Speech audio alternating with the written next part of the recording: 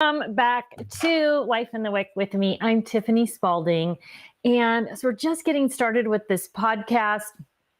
My goal is going to be to release a new podcast every Monday or do a live every Monday at about this time. And we'll commit to a time going forward, kind of once we see how things are working out. But thanks so much for joining me today. I'm going to try to keep this short today. As you know, I'm trying to talk about things on this podcast that have helped me personally or kind of tell my own story. And one of the things that has been really a life changer, literally, is something that happened to me when I was taking my son to school. So I'm sorry, I'm going to put on the chat here and see as people are popping in. Hi, Cindy. Thank you. I have a lot of hair today. It's new for me. I'm not a huge hair girl, right? Like I have, well, you know, you've been following me a long time. I usually have pretty short hair that's pretty easy to work with, and it's been growing out. And so I'm kind of having a little bit of fun with it. So sorry, we'll just chat a little bit as people start to pop on, as we see those eyeballs come up. So I hope everything is going well for everybody today. Here's my topic today. I kind of started it already. I should start again by saying, welcome. I'm Tiffany Spaulding, and you found me here on Life in the Wick. And this is a channel, hopefully, where you are going to find some motivation and inspiration as I share my stories with you and the things that I think have changed my life and allowed me to sort of move forward. The story today is called The Nag Shield, and it is a story. It is a life-changing story that my 12-year-old son taught me. And I think for those of you who have children, you probably know some of life's best lessons get learned from your children. So it's kind of crazy that kids can teach us things. Hi, Moke. Hi, Allison. Thanks so much for joining me today. Hi, Gail. I've moved my screen so I can actually kind of take a peek at the feed. Okay, here's this story. When London, my older son, was 12, so I think 6th grade, might have been 7th grade. I'm driving him to school, and I was on him about his homework, right? Did you do this? Right? Kind of the standard mom thing. I got to follow. Oh, no wonder my thing is itchy. Okay. It's the standard mom thing. Did you get your homework done? This kind of, you know, all those things, blah, blah, blah. And he, sitting next to me in the car, goes, Mom, do you know what this is? And I'm like, no, I have no idea what that is, London. And he goes, that's my Nag Shield. And when it goes up, I can't hear a word you're saying. And I thought to myself, I'm going to pull this car over and you will see how fast I can bust through that Nag Shield. And for some reason, something clicked in my brain. And the next thought that passed through my head was, hang on, sister, you are getting some very, very valuable information right here, right now from this kid. And it was really a moment of awakening for me because it opened my eyes, not just to London, but to the fact that my husband doesn't like being nagged at either. No one likes being nagged at, right? There's even a Bible verse in Proverbs about, you know, it's better to live on the roof than to live with a nagging wife. I don't know the exact quote, but then there's like some bigger stuff there. But women have had this reputation for communicating in a nagging way literally forever, right? Since recorded time, it kind of feels like. And why we do it, how we do it, is it learned? Do we feel like it's necessary? All of these things started like pounding through my head as I was thinking about London's Nag Shield and what was going to happen and how. And it really was a moment when I thought, okay, my husband doesn't like to be nagged at, so I don't nag at him. Why would I? No one likes to be nagged at, especially boys, especially men. And it changed the entire way I communicated with my kids in that moment. And I began thinking differently about communication with them and how I could get them to do what I wanted them to do, which hopefully was going to be in their best interest, and how I could also guide them in their relationships going forward with women, and what their expectation could be and how they treated women. And so this one little thing, the Nag Shield changed everything. And that's not the only communication change London has made for me. London is very clear. You'll meet him as he comes on a podcast. Some of you have met him, but he's very clear in what he says. He's very, I guess clear is the right word. And so that the Nag Shield changed the way I asked for things or the way I talked to them about things. And so London was 12, so Max was 10. And I give that realization, that conversation, and thankfully, whatever it was in me, that rather than pulling the car over and laying into my kid about being disrespectful and the way he talked to me and all of those things, I was able to shift and think, wait a minute, this really isn't him. Like, maybe this isn't a good way to talk to your mom, but the value is over here in me learning something. So it changed the way I talk to the kids in a number of ways. And I never, all the way through their teenage years, I never had a problem with them. Not one. They never got in trouble at school and none of that stuff. But our communication changed dramatically so that I was able to get them to do what I thought they needed to do very, very easily. And it all came from that one thing of not nagging. And so what I want you to come away from this with is, you could come away with it like, how am I talking to the men in my life, the boys in my life? And women don't tend to nag at other women, right? Our relationships with women are different. The way we handle women is different than the way we handle men. So maybe it's going to change the way you talk to your sons, husbands, son-in-laws, whatever they are. But I would really love to hear from you, maybe in the feed under this, like I don't know if you're subscribing through Podbean or if you're watching on YouTube or if you're on the Life in the Wick blog, a comment about what happened to you that was similar in a situation where you initially kind of got your back up about something and then were able to step away from that clouded vision, that I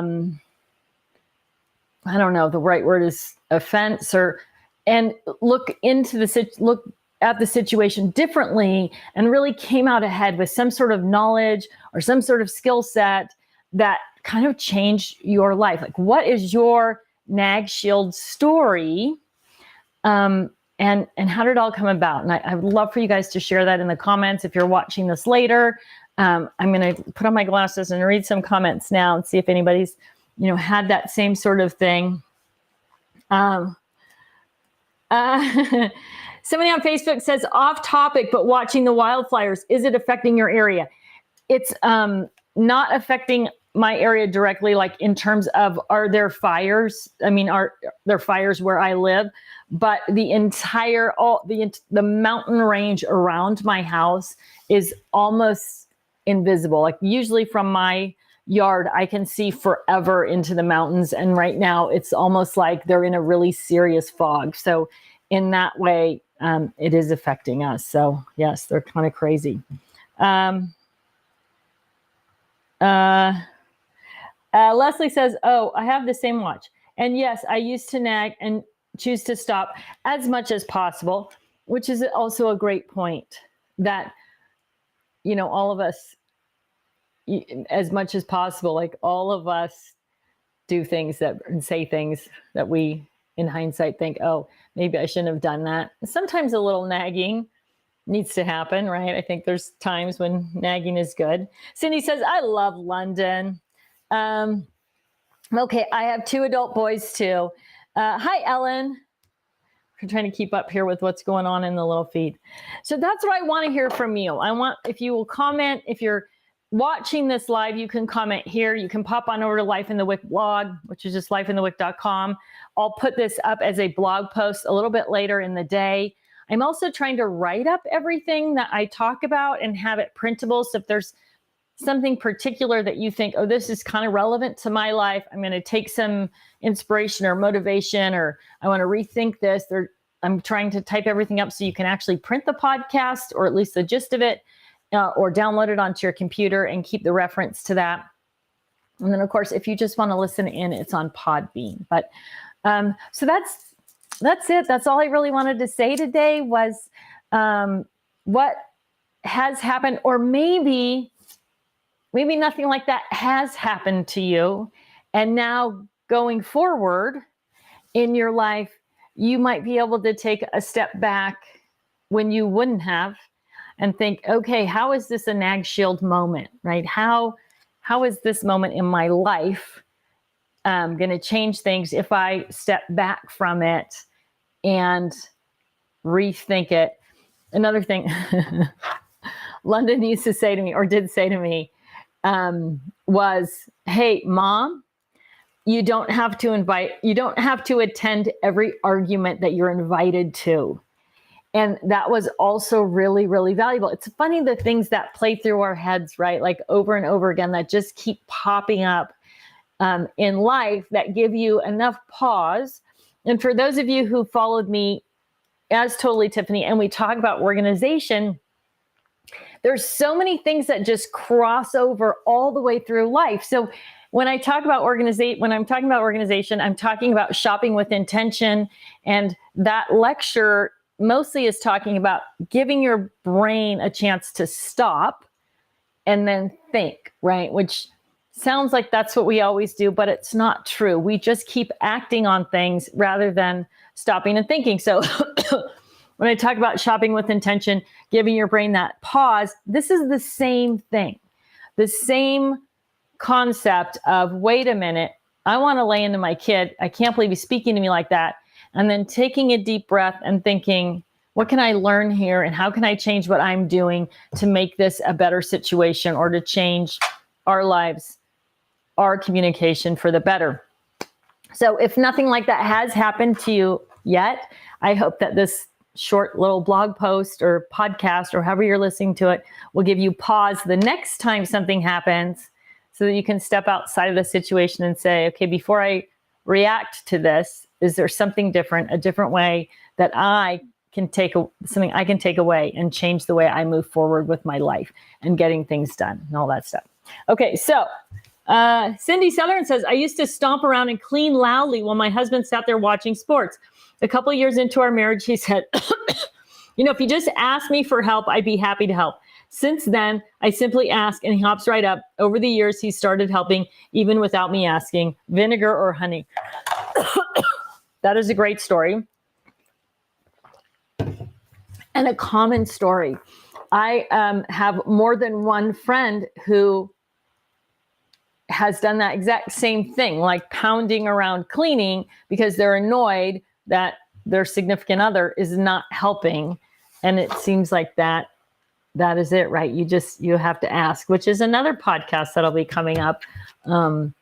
Just asking, like, how do we ask for things, and how does that change our life when we've learned to ask for things? There's a great comedian who men don't think like we do, right? I have a good friend, Kate Day, and when she first started dating her husband, he said to her, hey, Kate, women are complicated. Men are simple. Just ask me for what you need and I'll do my best to provide it for you. I'm kind of paraphrasing there, but right. That's it. Men are simple. And when you communicate with them what you need, men are somewhat programmed to do that, to provide and protect. And so, but they just can't figure out what needs to get done on their own. It's just kind of a crazy thing, right? I'm I'm not ranking on men. I adore my husband. I think he's the greatest thing since sliced bread. I love my boys, but they're different, right? Men are from Mars, women are from Venus. I know that's an old book, but Mokay says her sons are 28 and 30. London has some great statements. I would over nag at times. However, sometimes a little nagging is okay. I used to try and keep the number of topics to 3 to remind or nag. Anything over that was over nagging. Great term for it. I'm glad you brought that up. I also got a piece of advice from, I don't remember, someone that I was talking to, and they said, if you, instead of saying, don't forget your homework, if you change that don't to something positive, remember your homework, instead of, it has a different effect on people, right? Dropping the word don't and switching it with something that's more of a positive word, people hear it better. Everybody hears it, women, men, whoever. It's easier and it feels more kind when someone says to you, remember your homework versus don't forget your homework, right? Kind of two different styles. So I had forgotten about that little conversation. It was pretty helpful as well in things that I've learned. I have a little book of all of these little life lessons that I've learned from kids and from people that I've met in the world, which is somewhat the foundation for what for this podcast, for this vlog, if you will. Let's see, what else do we have to say? Allison says, I asked my hubby to help. He says, okay. And by the time he gets around to it, I've already done it myself. That is another thing I learned from London. Well, two things. First, I used to ask London to do things. Will you take out the garbage? And he said to me, he's probably 13 or 14. And he says, Mom, why do you phrase things as a question? He said, why don't you just tell me, London, take out the garbage? Or London, please take out the garbage. And it was interesting because he would rather, and this goes back to that guy thing, right? He would rather know clearly, my expectation is you're going to take out the garbage, rather than me trying to be nicer, I guess, by asking. He'd say, that doesn't really do any good, Mom, because I know that what you're saying to me is take out the garbage. So it doesn't do any good to add all that other stuff because it leaves a gray area. London does not like gray area. So, which is interesting because he loves philosophy, but that kind of stuff, he just wants to know what it is. And even more specifically to that, I got better results when I said to either of the boys, you need to take out the garbage in the next 5 minutes, or you need to take out the garbage before you go to bed, or you need to take out the garbage before you go to school. And it was interesting to me because by asking, I was trying to be kinder, but by telling, that was better for them, right? They would rather be told what to do than to leave this wide open space. And it was funny because my husband was sitting on the couch one night and I said,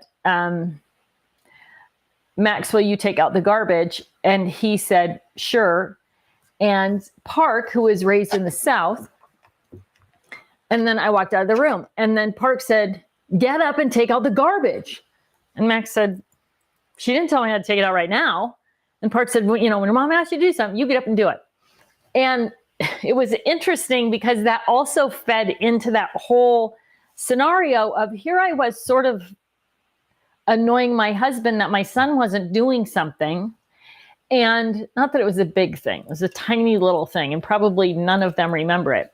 But I could have changed my husband's reaction by also saying to my son, you need to take out the garbage before you go to bed, or you need to take out the garbage in the next 30 minutes, or Max, can you get up from the couch, or get up, I guess is what they prefer. Get up from the couch and take out the garbage right now. So it's an interesting, communication is an interesting thing, and taking that opportunity to really think about what you're saying and how you're saying it and how it's being perceived by the other side is kind of something that we're not good at, and that we're not practiced at. And having those conversations, which a blessing to me that my older son sort of set the path for that, especially with my younger son, by being able to talk to me about those things and bring things up. And yeah, I've learned, oh my gosh, I learned so much from those two guys. They cracked me up. All right. April says, when my son was in preschool, there was a girl he had friction with. He said they would grr back and forth and get mad. I told him to try to bounce a smile and change that pattern of upset. Same, right? Communicating. How are you communicating? It's your body, it's your face, it's your words, and having that thought process and teaching our young kids. You know, it's sad that the ability to have a conversation and exchange ideas right now is difficult for a number of reasons. But it's such a skill set to be able to do that, and to be able to take information from somebody, step back from that, and then just think about it. Like, how did that happen today? How could it have been different? Or how am I going to respond later? If you kind of just let something go, all of that kind of feeds into letting things go, kind of feeds into the resentment factor of life. And do you want to do that? Because it's really, really bad for you to harbor resentment. It makes life difficult and causes all sorts of hate and discontent and malevolence and all that stuff. So anyway, okay.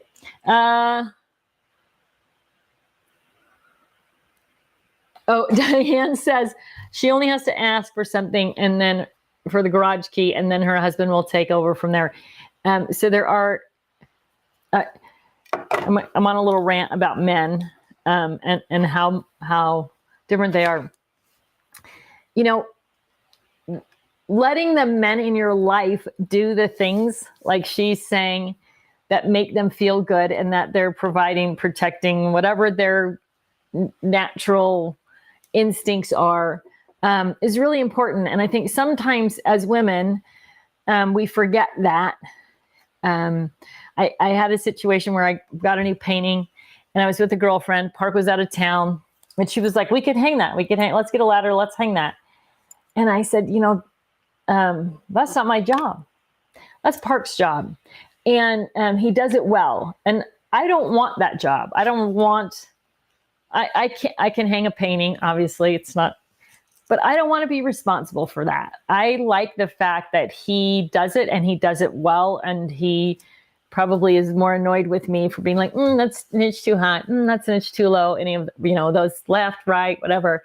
But I think it's important to recognize there are jobs, whatever they are, in relationships, I guess in any direction, that I love that he does that. It's value to me, and it's value. Like he likes, like her husband, he likes to do things for me. That doesn't mean he doesn't fuss about it or grumble about it or whatever. But ultimately, he loves to be able to do things for me. So, and I for him. So, all right, that's a whole nother podcast too. See, I could just talk and talk and talk. That's probably my downside, right?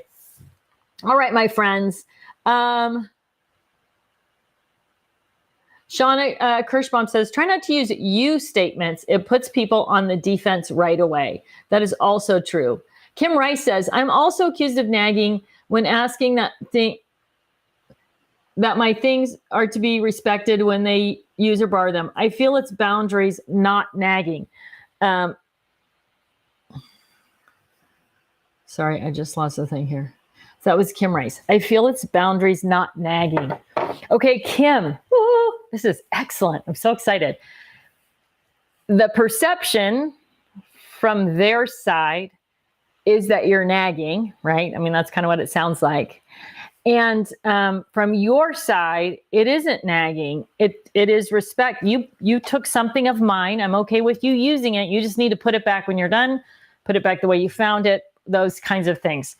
I remember this when my mom was a kid and we used to get her sewing scissors, and she used to be like, don't cut paper with my sewing scissors. And then we'd obviously not put them back. We were kids, we're not. And then we get in trouble for that, whatever, but kind of the same thing. So here's your challenge, Kim.